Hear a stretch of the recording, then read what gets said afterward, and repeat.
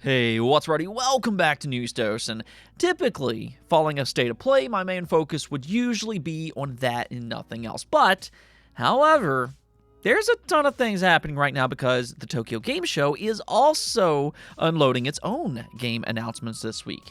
So I'm just going to kind of go over some of the big highlights of today, which does, yes, include one TGS showcase. Now, as usual, I will give a letter grade for the state of play, so do make sure to stay tuned for all of that. But first, I do want to thank my supporters on Patreon and on YouTube memberships. Thank you just so much for what you do, and you will receive this video through early access. Let's go get right into things, though, starting off with RGG and their TGS showcase. The leak that we talked about last week was absolutely 100% true. Yakuza Kiwami 3 indeed got its official announcement, but there was actually a very pleasant twist to this announcement. Not only are we going to get a remake of Yakuza 3, which is fantastic in its own, but they're also adding an additional story titled Dark Ties. So RGG is going the extra mile here with this remake, though I have already seen some complaints about its Western translation. It's been spotted that they do have some important story beats mistranslated, so I hope that fans can reach them and maybe they can get that fixed up before it releases on February 12th. It will be available for all major platforms, including, yes, the Nintendo Switch 2. And speaking of which, the Yakuza 0 Director's Cut will be making its way over to Xbox, PlayStation, and PC on December 8th, which ends its timed exclusivity for the Switch 2. Of course, Yakuza 0 is already playable on those platforms as is, but the Director's Cut does come with some extra features, including its English dub, which a lot of people do prefer. Now, unfortunately, for whatever reason, it sounds like they aren't going to do an upgrade path, which, personally, I think is a little ridiculous if that's actually true. Now, the same also goes for Kiwami 1 and 2, which are now getting a combo pack re-released for the Xbox Series and for the PlayStation 5. So I'd say if anything else here, us Yakuza fans continue to have a lot, and I mean a lot, to look forward to, as has been the case pretty much all generation long. This really has turned into a yearly franchise by this point, with brand new releases, spin-offs, and yes, remakes as well. Now, with that out of the way, let's just go and get right into the state of play, and I'd say that this was a bit of a roller coaster ride of an event. And the reason I say that is because it started off strong, and I mean very strong. And then it got a little bit boring near the middle, but then it ended really strong as well. So, I mean, it had a good bookend, but the actual pages in the middle was a bit of a slow burn at times. However, I do feel like they showed some really exciting games here, and that started off with Saros. This is how they open up the event, and I mean, if you like Returnal, that's really pretty much what this game is. It's another roguelike arcade shooter by Housemarque, but I also feel like it has an opportunity to be even better because you have to remember that Returnal was Housemarque's first AAA game.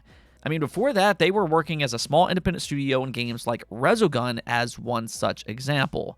So Returnal was a big shift for them, but the one thing that I always enjoyed about the Returnal experience is how they translated their arcade game expertise into a AAA roguelike shooter. Yes, it's a third-person shooter, but it still feels like an arcade experience. Now, it wasn't necessarily perfect up on release, and there were a lot of complaints in how they handled its roguelike nature, but that's really a part of the learning experience, and now they can apply pretty much everything that they learned from that first game on to Saros. And I have to say, I think it looks insanely fun. I like its setting, and also its new shield feature, which seems to be very important. Even better, though, is that to some surprise, it's actually coming a bit sooner than what you might expect. Its launch is officially set for March 20th of 2026. So there you go. Maybe an early standout PlayStation 5 title for next year.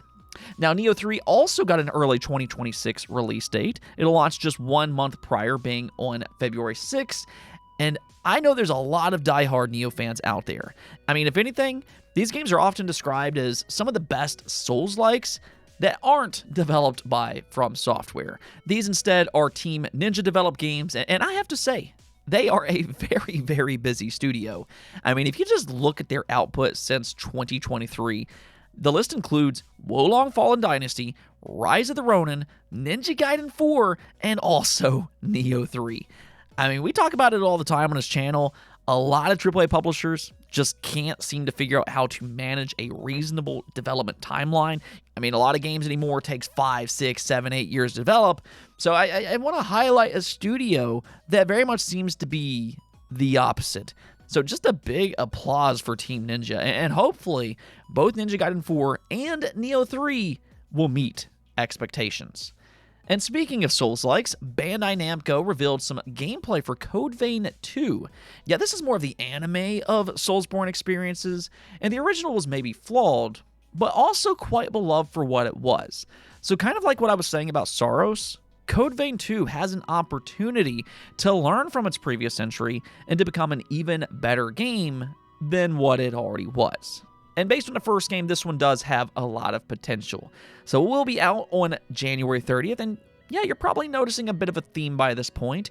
Early 2026 is already shaping out with games like Neo 3, Code Vein 2, and of course, Saros as well. I mean, you also have to kind of keep in mind that GTA 6 will be out in May, so yeah, early 2026 already seems fairly packed, and it's still early enough in the year that that list could continue to fill out even more. Now, another announcement that was really interesting is for Flight Simulator 2024. Of course, this is a Microsoft-developed game, so for it to show up at a PlayStation-themed showcase, it's pretty significant. I mean, to be fair here, I don't think it's nearly as surprising as what it used to be, but it's still kind of crazy just given how heated Xbox versus PlayStation was for like 2 decades.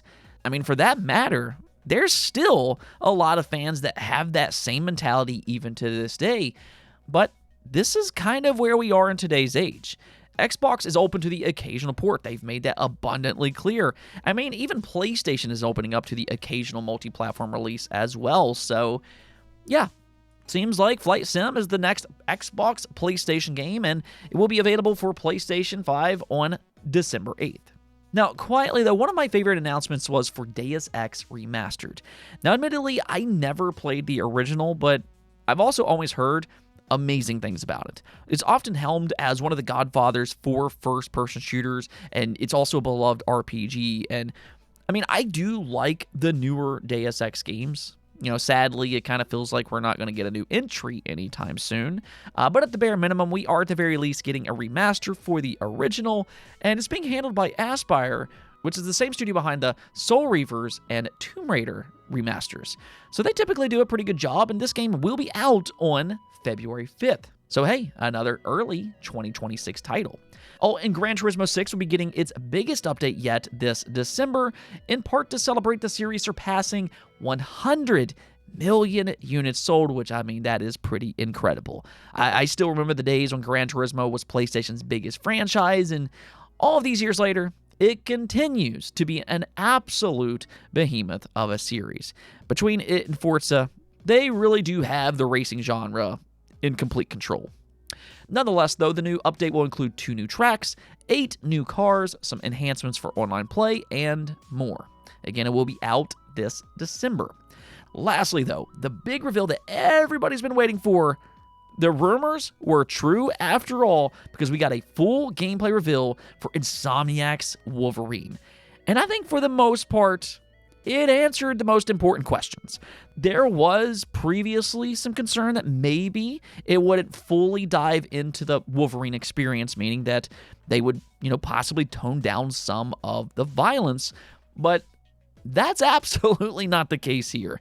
Instead, it's really over the top to the point that I might actually have to edit its footage just a little bit to stay within the rules of YouTube. But yeah, it's a rage-filled, visceral experience. Now, it's clearly an Insomniac-developed game, though. The combat is very reminiscent of Spider-Man to the point that the animations are almost identical in some situations. Now, Spider-Man, though, focuses more on gadgets and his spider webs, whereas, Wolverine is more violent and gory. So even though they're similar, they are still very different in their own ways. However, they are both very stylish, fast-paced, and You'll just lock onto enemies as you glide back and forth between them. Pretty much how Spider-Man worked as well. Overall, though, I think that if you like the Spider-Man games, I think the gameplay looks really amazing. Now, I also think the design for Wolverine himself is absolutely fantastic. I think they did a great job with him specifically, though I don't know if I can necessarily say the same thing for all of the characters that they revealed.